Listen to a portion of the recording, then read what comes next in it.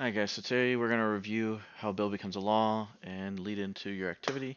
And I got another video I want you guys to watch besides this one. So, we're dealing with the legislative branch again. You see two houses. That's that word bicameral, in case you forgot. As a reminder, one thing I didn't hit on yesterday, but I want to make sure I emphasize here, is that it is a bill first. So while it's going through the process until it's final, it's called a bill. Once it's been approved, president signed off, or Congress overrode, or General Assembly overrode the governor. Remember, we're talking about national and state stuff.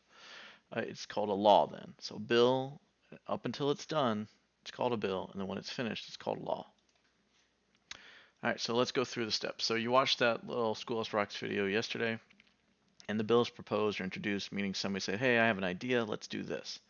Remember, they make laws to fix problems. This one, the school bus must stop at road crossings. School buses apparently were getting hit by trains because they were too big and not stopping at the right times. So they made a law to fix it for safety. So again, the bill is introduced in House 1. Notice it says House 1, doesn't say House of Representatives or Senate. It can start in either house. It doesn't matter. It's just going to have to repeat in the other house. So it's introduced, goes to committee. Committee again is a small group. Then it is going to be debated or argued about, and they vote on it in House 1. Now that's one house down. Now they got to repeat it. So if it started in the House of Reps, it's now in the Senate. If it started in the Senate, it's now in the House of Reps. So it's going to be the same thing. Introduced, go to committee, then debated and voted on. Now, after these steps have been completed, it's gone through both houses, then goes to the president. He can sign it or he can veto it. Remember, veto means to deny. If he denies it, Congress can override it with 2/3 of a vote. Now, there you go. Again, you can freeze frame, but you also have it on your Nearpod. I always include this level because it's all the levels from the original Mario, and it kind of represents all the hoops you got to jump through, all the hurdles and pitfalls that can happen as you're trying to get a bill to become a law. So it's like all the struggle. So you introduce your bill, and you got to get through all this. You jump through that, you swim through that, and finally your bill will become a law.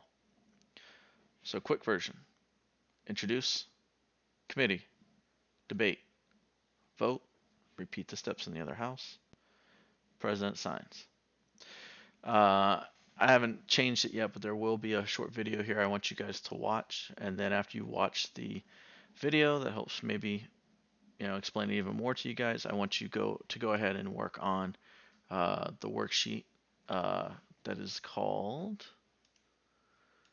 oh, where did it go?